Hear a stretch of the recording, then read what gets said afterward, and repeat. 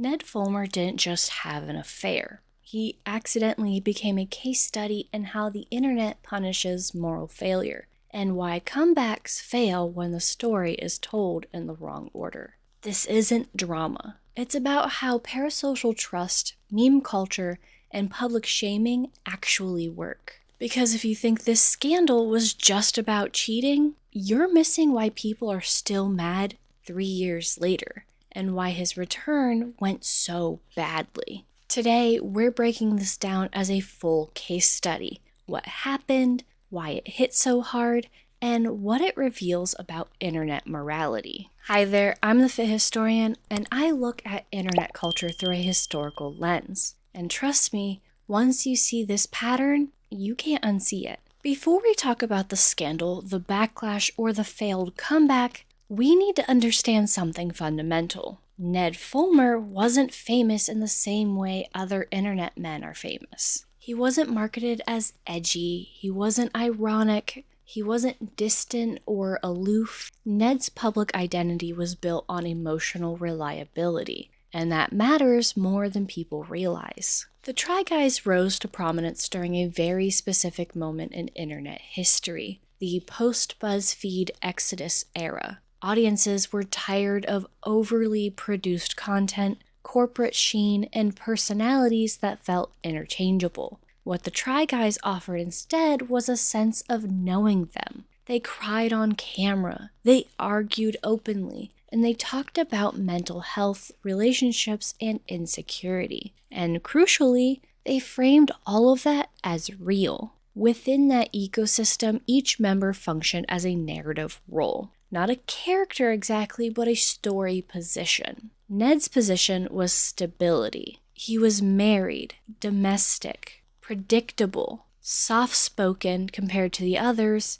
and constantly affirming his love for his wife, Ariel. The wife guy label didn't emerge accidentally. It was reinforced repeatedly, intentionally, and profitably. His relationship was not just part of his life. It was content. And that's the key distinction. When a creator's relationship becomes content, it stops being private. It becomes a symbolic contract with the audience. Viewers weren't just watching a marriage, they were being reassured by it. In a media landscape filled with cheating scandals, messy breakups, and ironic detachment, Ned represented something else. The idea that a good, stable man could exist in the public eye without a twist. So when people say he just cheated, celebrities do worse things all the time. They're missing the point. This wasn't about the act alone. It was about what that act invalidated retroactively.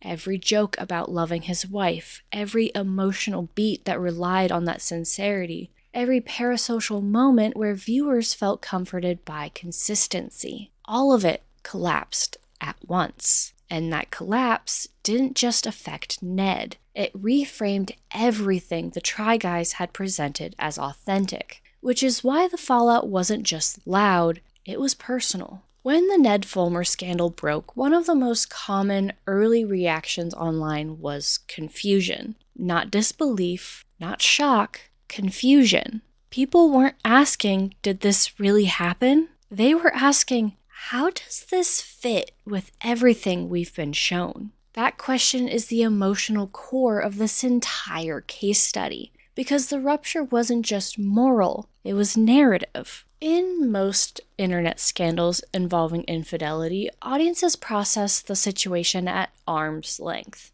We may judge, gossip, meme, or moralize, but the betrayal belongs to people we were never meant to know personally. This was different. Ned's marriage wasn't peripheral information. It was front-facing content. Viewers had watched Ariel appear in videos. They had listened to her on podcasts. And they had seen her support Ned publicly and professionally. For many fans, Ariel wasn't just the wife. She was part of the extended Try Guys universe. So when the affair became public, the reaction wasn't, well, that's unfortunate. It was, we were there for this. And that feeling of witnessed intimacy, changes how people assign responsibility. This is where parasocial relationships become morally charged. Parasocial relationships are often misunderstood as one-sided affection, but in cases like this, they function more like shared moral narratives. Audiences didn't just feel deceived, they felt lied to,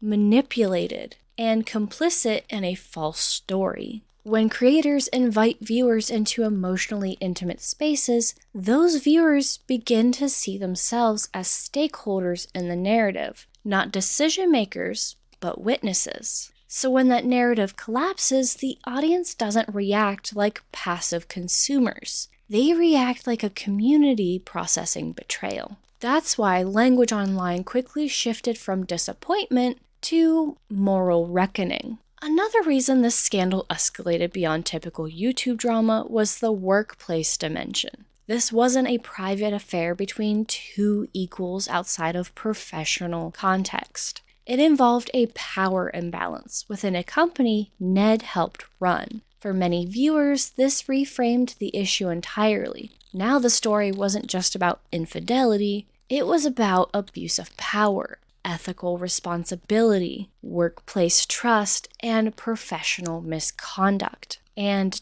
that distinction here matters. Infidelity invites moral judgment. Abuse of power invites institutional consequences. And this is where audience expectations shifted from an apology to accountability. The remaining Try Guys released a video addressing the situation. It was carefully structured, emotionally transparent, and unambiguous. They confirmed what happened, acknowledged the betrayal, explained the steps that they took, emphasized accountability over damage control, and importantly, they didn't center themselves as victims of public perception. They centered the breach of trust. For many viewers, this response acted as a stabilizing force. It reaffirmed that the brand values weren't fake, that the system corrected itself when violated. This is crucial because it allowed audiences to externalize blame almost entirely onto Ned. The group survived because the group responded in a way that aligned with its stated values. Ned, by contrast, became the singular moral failure. Almost immediately, the internet began to meme the situation. This is often misunderstood as cruelty or trivialization.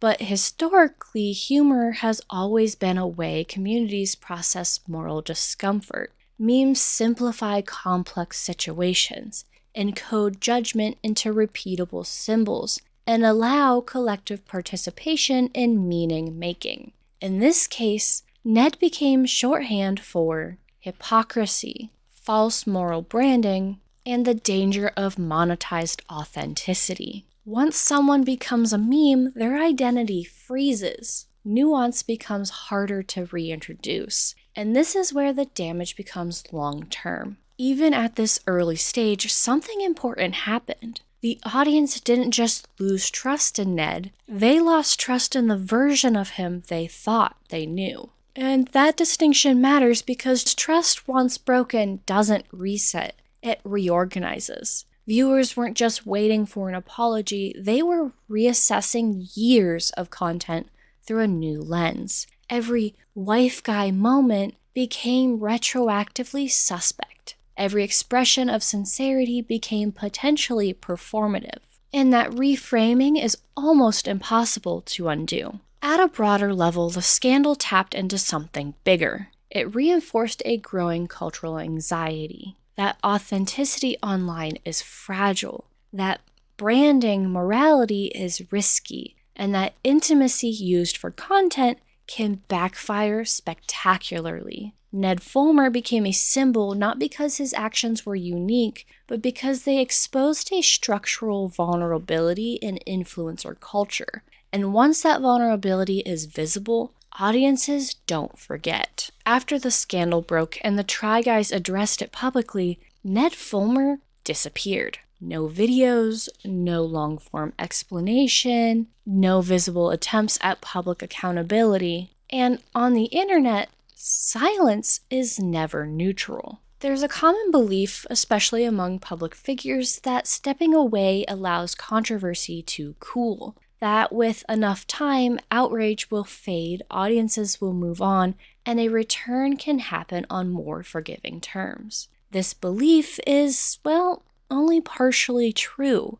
Time softens scandals that were never emotionally intimate to begin with. It doesn't soften scandals that involve parasocial trust. In Ned's case, the silence didn't erase the narrative, it preserved it. Humans are deeply uncomfortable with unresolved narratives. When a story stops abruptly, we don't pause it, we complete it internally. During Ned's absence, audiences filled the vacuum with speculation, assumptions, moral conclusions, and meme-driven shorthand. Because Ned wasn't present to complicate the story, the simplest version became the dominant one, and simple stories spread faster. The version that solidified was that he built a brand on loving his wife. He violated that brand and his workplace ethics. He faced consequences, and then he vanished. From a storytelling perspective, this reads like an ending, and endings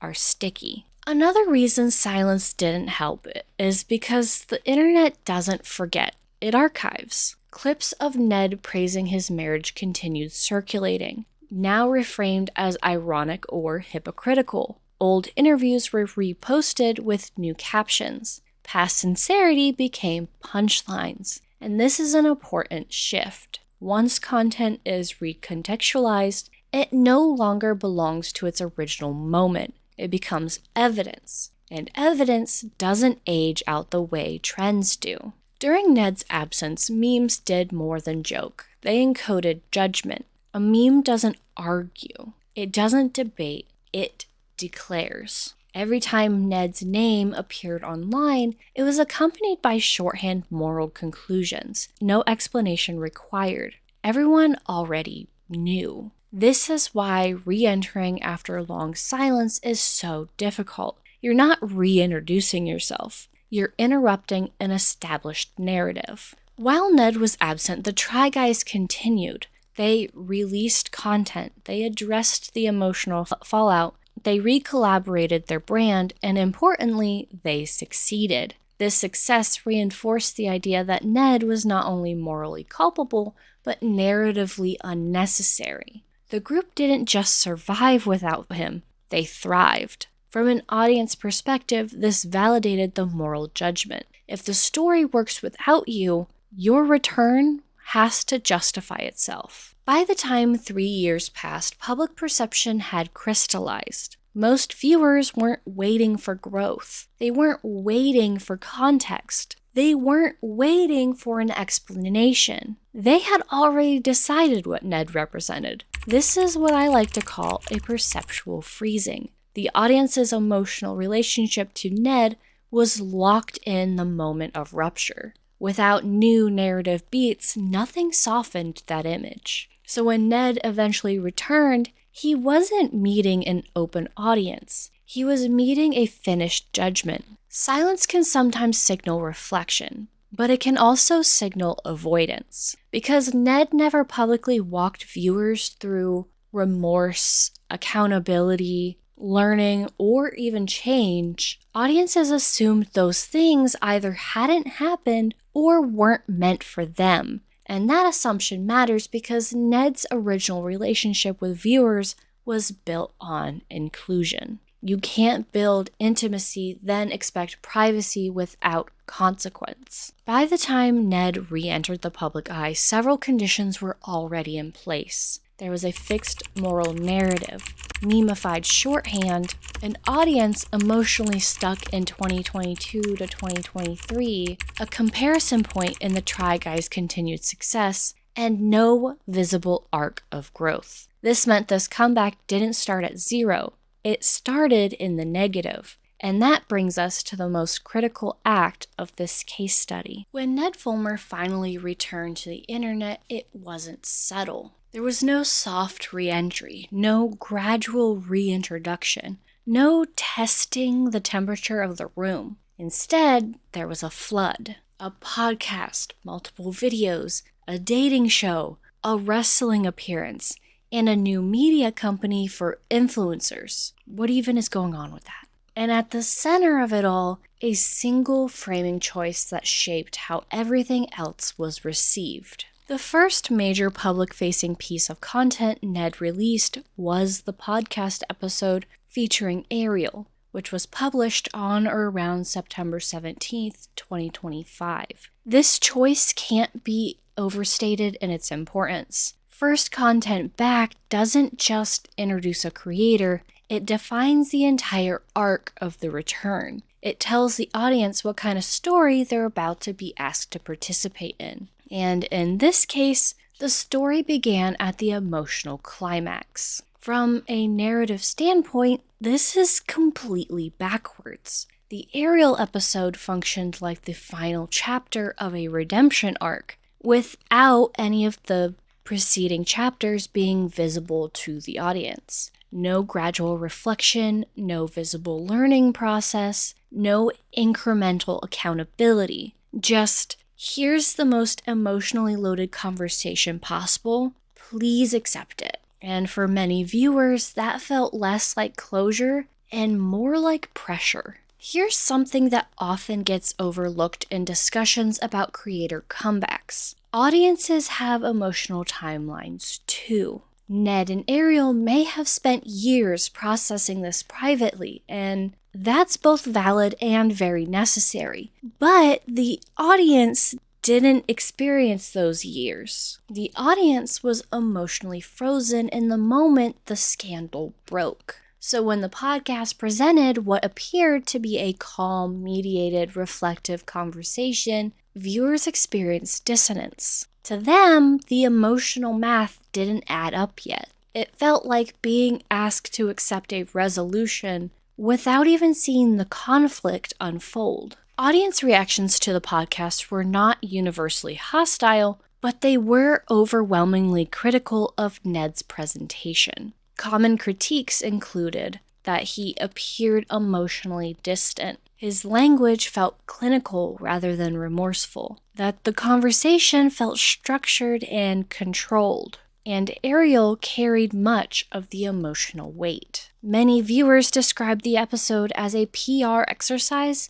disguised as a therapy session. Now, that doesn't mean that it was one, but perception here is the operative word. On the internet, sincerity isn't just about intention, it's about legibility. And for many viewers, Ned's emotional processing wasn't legible in a way that felt satisfying. This brings us to one of the most persistent criticisms of Ned's return: language. In addressing the scandal and its aftermath, Ned frequently relied on therapy-informed language. Terms emphasizing growth, boundaries, understanding systems, and processing harm appeared often. This kind of language is not inherently bad. In many contexts, it's actually pretty healthy. But to an audience unfamiliar with or skeptical of it, it can read as evasive. Instead of, I hurt people and I made selfish choices, viewers heard, I'm contextualizing my behavior within a framework. And that distinction matters. Audiences often equate plain, emotionally direct language with sincerity and interpret abstraction as distancing. Whether that interpretation is fair is secondary to the fact that it shaped reception. Immediately following the podcast episode, Ned released new content at a rapid pace. This is where that sense of whiplash truly set in. One moment, viewers are being asked to sit with the emotional weight of a broken marriage and public betrayal. The next moment, they were being asked to watch Ned participate in lighthearted, entertainment-driven content. For many, that transition felt jarring. It created the impression that the podcast wasn't a starting point for reflection, but a checkbox, something to be completed so the real content could resume. Again, this is about perception, not necessarily the intent. The dating show in particular was widely criticized. Releasing romantic or flirtation-based content so soon after addressing infidelity struck many viewers as tone-deaf. Even those who intellectually understood that Ned is now divorced still reacted emotionally. The timing suggested a lack of awareness, a misreading of audience readiness, or an attempt to provoke attention. Some viewers described it as an attention grab. Others framed it as a fundamental misunderstanding of why people were upset in the first place. Dating content after a cheating scandal isn't inherently wrong, but when it happens is what matters. And here, it happened too fast. Another layer complicating the return was how closely Ned's new content resembled his old work. Viewers noted that these videos had a challenge-based format, familiar pacing, and similar energy to Try Guys videos, and at the same time, people noticed a conspicuous avoidance of the word try. Whether it was intentional or not, the avoidance didn't go unnoticed. In fact, it became a focal point of commentary. Many felt that Ned was attempting to reclaim the feeling of his old brand without explicitly acknowledging why he lost it. And to some, it felt like watching someone circle a house they no longer lived in. Then there was wrestling. Ned's appearance with AEW under the ring name Nasty Ned raised eyebrows almost immediately. The name itself echoed insults used during the scandal. Reclaiming it could be read as self-awareness or as misjudgment, or it's just completely unrelated. Adding to the confusion at first, the match actually wasn't televised. It was a bonus match for live attendees. And Ned had no prior public wrestling persona.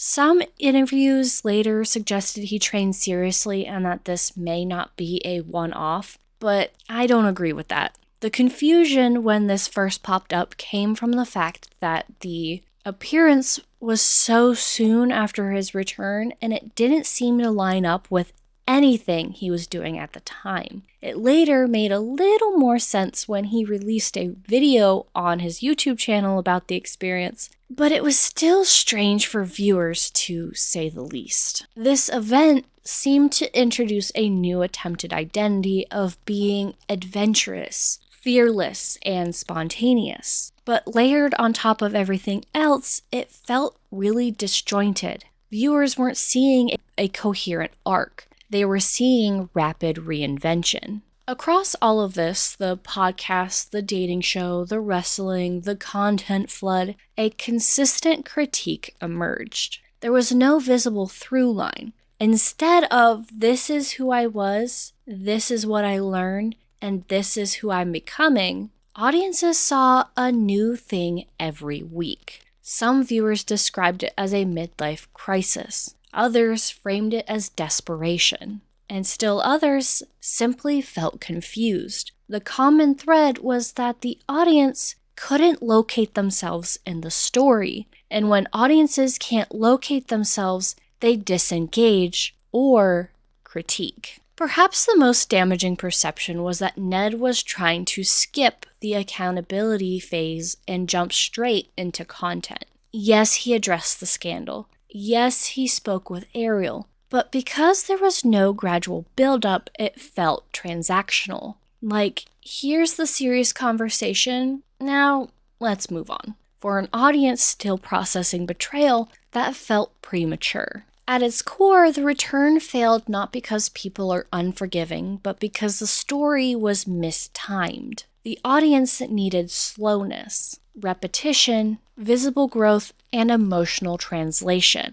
What they got was resolution without process, and that disconnect defined everything that followed. At first glance, the Ned Fulmer scandal feels very modern. Social media, parasocial relationships, memes, and YouTube apology culture. But if you strip away the platforms, the dynamics are deeply old, because societies have always been fascinated by moral failure, especially when it involves people who were once held up as exemplars. In Victorian England, Public morality was not just personal, it was communal. Reputation functioned as social currency, and moral transgressions, particularly adultery, were treated as public crises. Newspapers thrived on scandal. Gossip circulated as a form of social enforcement. Entire careers and social standings could collapse overnight.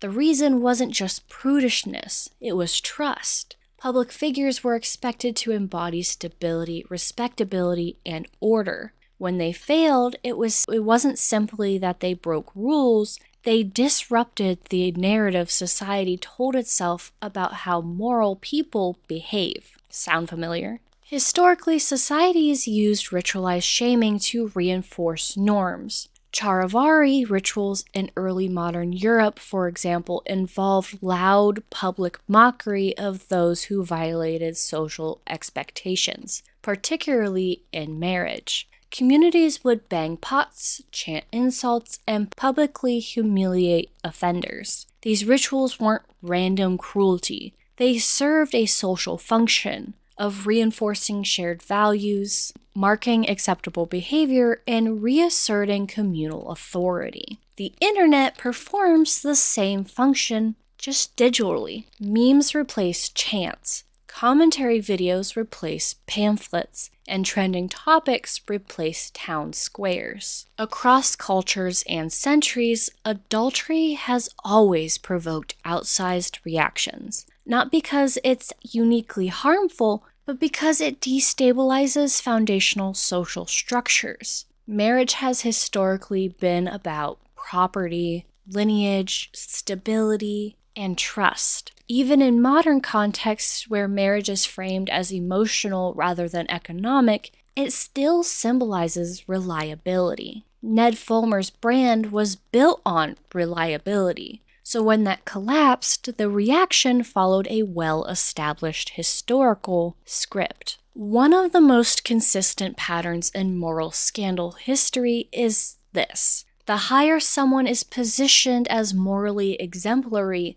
the harsher the fall. Ned wasn't just a guy who cheated, he was the guy who made loving his wife his public identity. That distinction magnifies punishment. The public feels not just disappointed, but misled. What makes the internet different isn't cruelty, it's scale and speed. Historically, scandal spread through word of mouth, printed pamphlets, and local gossip networks. Today, they spread instantly, globally, and permanently. The audience doesn't just observe, they participate. Every retweet, comment, meme, and reaction video becomes part of the ritual. This participation gives viewers a sense of moral agency. They aren't just watching accountability, they're enacting it. Historically, redemption required time, visibility of repentance, and community reintegration. In digital culture, those requirements still exist, but they're harder to satisfy. Audiences demand immediate acknowledgement, ongoing transparency, emotional accessibility, and narrative coherence. Miss any step, and the ritual doesn't complete. Instead of reintegration, you get permanent exile, or at least permanent suspicion. Understanding these historical parallels helps explain why Ned's return felt unsatisfying to so many viewers. He wasn't just re-entering a content ecosystem. He was attempting to re-enter a moral community that had already completed the ritual of judgment without him. And historically, once that happens, reintegration requires visible humility, patience, and time, none of which can be rushed. In many historical cases, people attempted to escape scandal by relocating, reinventing themselves, or shifting social circles. Sometimes it worked,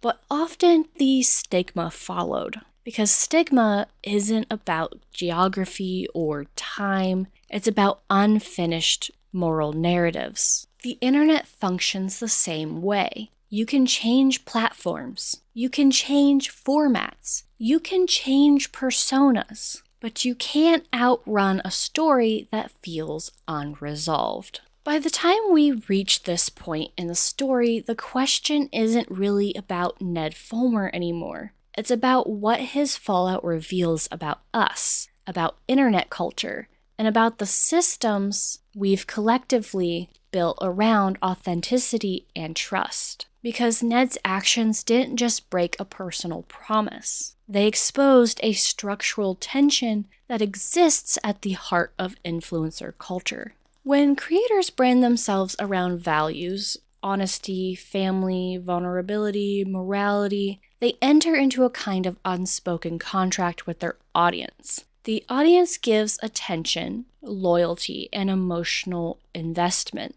In return, the creator offers consistency, emotional access, and a sense of reliability. This contract isn't written, but it is deeply felt. And when it's broken, the reaction isn't proportional to the act itself. It's proportional to the investment. That's why Ned's scandal didn't feel like gossip. It felt like betrayal. One of the most common defenses in situations like this is creators are human. And yes, that's very true. But the issue isn't humanity, it's disalignment. Audiences aren't asking for moral perfection. They're asking for coherence between values and behavior, and for meaningful accountability when that coherence collapses. What people wanted from Ned wasn't punishment. It was understanding. Understanding of what went wrong, why it mattered, how he changed, and why they should trust him again.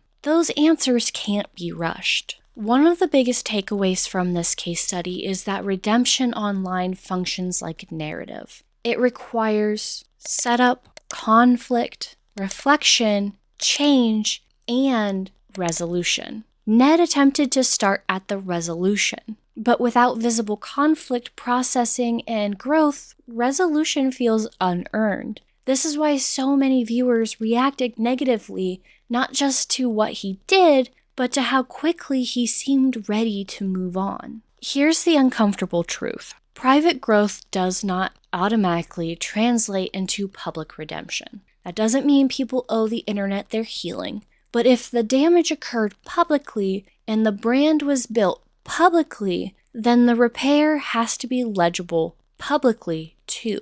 Otherwise, audiences will assume growth didn't happen at all. This isn't fair, it's just real. Successful comebacks tend to share a few traits: slowness, humility, repetition, plain language, and visible discomfort. They allow audiences to catch up emotionally. Ned's return skipped that catch-up phase. Instead of walking viewers through the story, he asked them to accept the ending. And many weren't even ready. Perhaps the most important lesson of all of this is when authenticity becomes content, it becomes fragile. The more real a creator feels, the higher the emotional stakes. Ned Fulmer didn't just lose an audience because he cheated, he lost an audience because his authenticity, the thing he sold, collapsed. And once authenticity fractures, it's very hard to reconstruct. This doesn't mean Ned can never be redeemed. But redemption, if it happens, will require time, narrative patience, emotional clarity, and a willingness to sit in discomfort longer than feels convenient. It will require letting the audience see the work, not just the outcome. And even then, not everyone will come back. That's the cost of being believed in the first place. The Ned Fulmer fallout is not just a cautionary tale for creators. It's a mirror. It shows us how much we expect from the people we watch, how quickly we turn authenticity into obligation, and how deeply we care about the stories we're invited into. Because in the end, scandals like this aren't just about who failed. They're about what we believed and what happens when belief breaks. If you've made it this far, I'm really curious where you land on this. Do you think Ned's comeback failed because the internet is unforgiving? Or because the story was rushed, mistimed, and emotionally out of sync with the audience? And more broadly, how much moral responsibility should creators carry when their brand is built on authenticity? Is it fair to expect coherence between persona and private life? Or is that an impossible standard we've created together? I don't think there's a clean answer here, and honestly, that's kind of the point.